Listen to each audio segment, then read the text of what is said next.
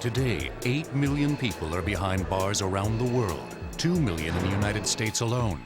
Some are housed in high-tech maximum security fortresses. Others are in more medieval-looking structures. Inmates are also secured inside prison walls through a variety of sophisticated technology. I think technology is the key to the future. You've got to give officers, in jail and prison systems anywhere in this country, the key behind their success is giving the officers the tools necessary to do their job. A lot of that is about technology. Microwave sensors use a transmitter that emits high-frequency radio waves between itself and a receiver. The waves form an invisible electric field. Anything entering that field disturbs the waves, which weakens the signal to the receiver and triggers an alarm. Robots equipped with explosives can blow up walls in prison riots or hostage situations.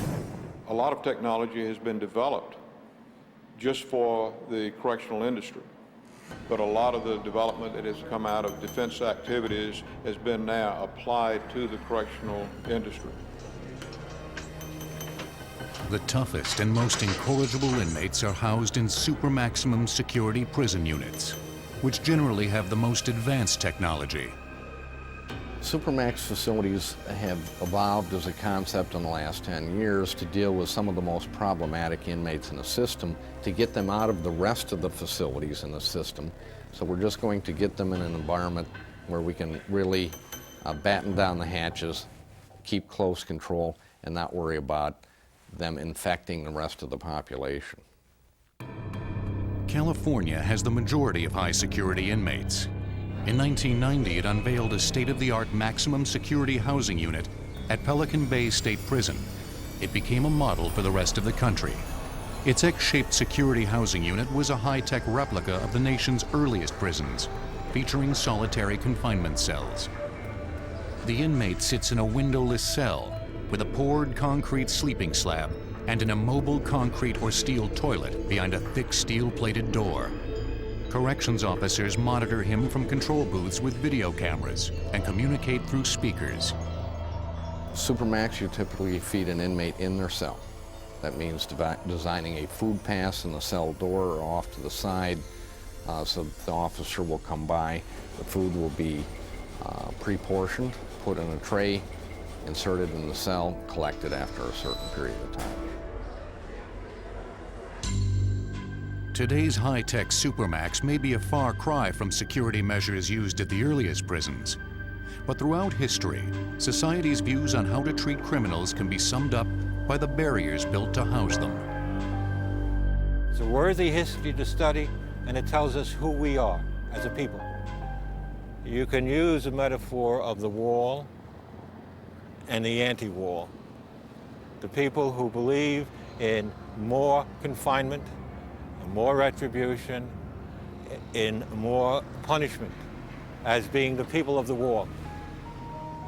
And you can think of the people who would like to eliminate walls, would like to open up the spaces, would like to have opportunities for rehabilitations as the anti-war. For prisons, certainly beginning in the 17th century, you did have a modest wall around them. Later, the walls increased in height and security.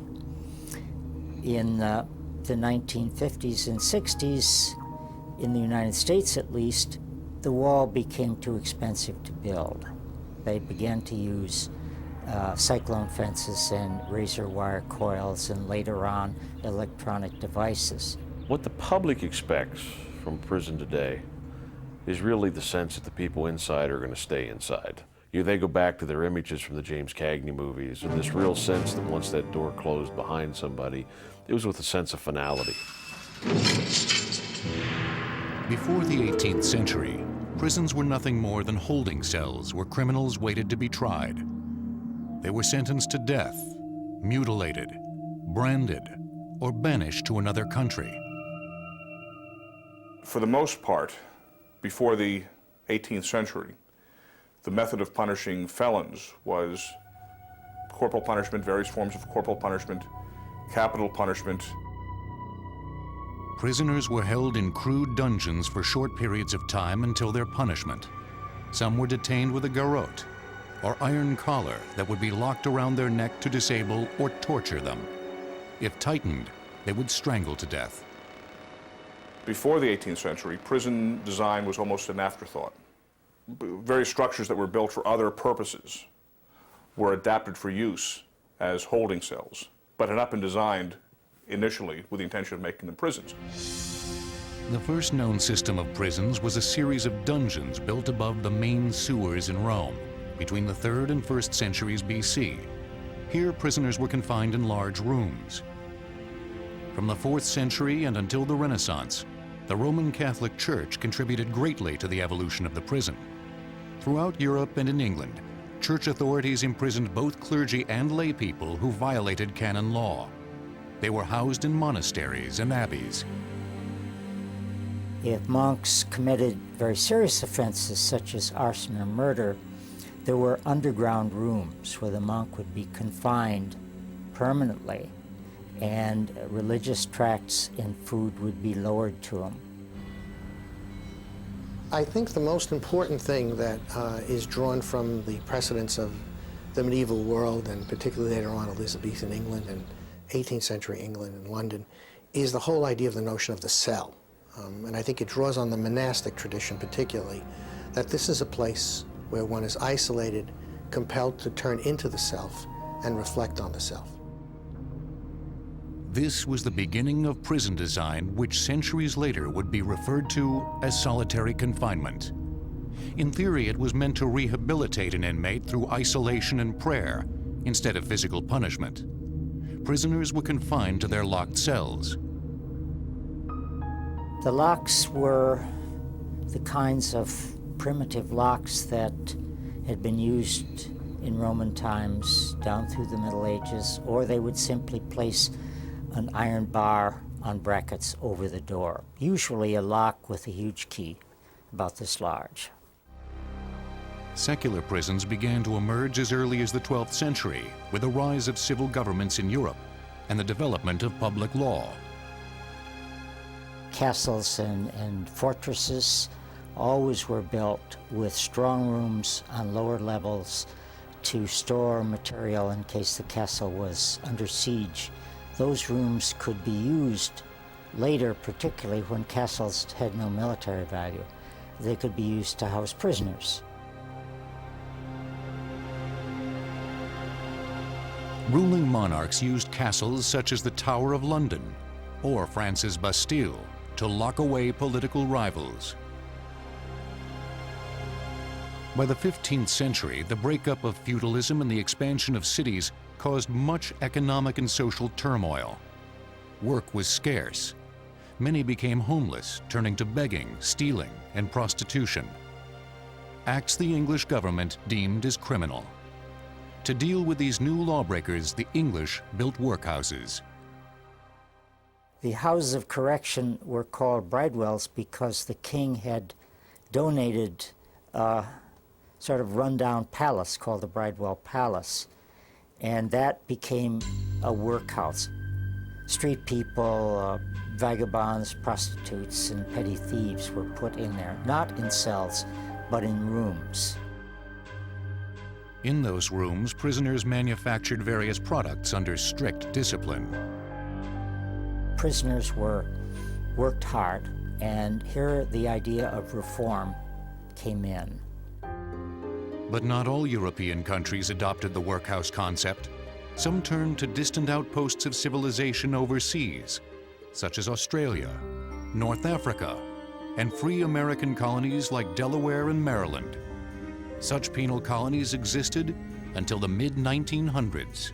It was a lot cheaper for European governments in the late 18th and early 19th centuries to send miscreants to the colonies.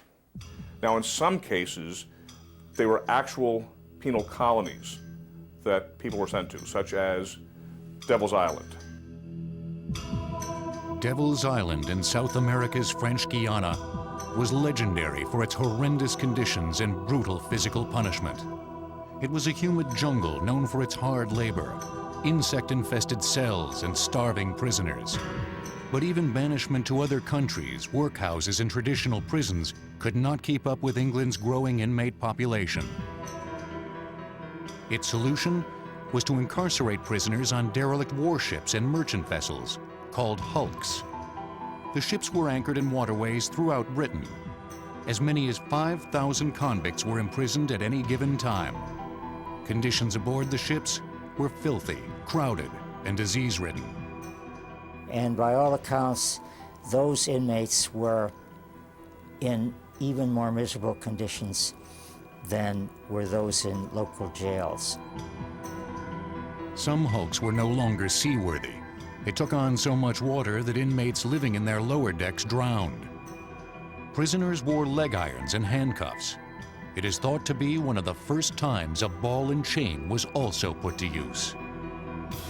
The ships ultimately were not workable. Though hulks vanished after the late 1800s, the concept resurfaced recently in a more civilized way. Rikers Island in New York City housed its overflow inmate population on ferries in the 1990s. We still have today 2 of those boats on the island or attached to the island. They hold 162 inmates each, and although they're out of commission right now, within a week's time they could be reactivated as swing space for the agency if we needed them. Back in the mid-1800s, a wave of architectural reform swept through prisons.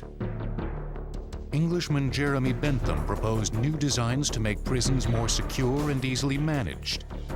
One of the popular designs Bentham instituted was called the Panopticon Plan. And the arrangement of these prisons had to be that the governor could look from the windows of his central house into all the cells that radiated like spokes of a wheel from that center. And the idea was that he could keep an eye not only on the inmates but also on the guards. It didn't work very well. The Panopticon design didn't work because the architecture made it impossible for the governor to see all areas of the institution from his office. In America, a prominent doctor named Benjamin Rush had other ideas about what a prison should look like. He believed prisons should remove not only the dangerous people from society, but also they should try to reform inmates into law-abiding citizens. With that in mind, the Quakers helped establish the first true prison in America called the Walnut Street Jail, a place where inmates would do penance. Hence the term penitentiary was created. It consisted of a series of large rooms, but as the Walnut Street Jail became seriously overcrowded, they planned to build a large prison, now a state prison. This resulted in the construction of Eastern State Penitentiary in Philadelphia, which adopted the Quaker philosophy of punishment by solitary confinement. It later became known as the Pennsylvania system.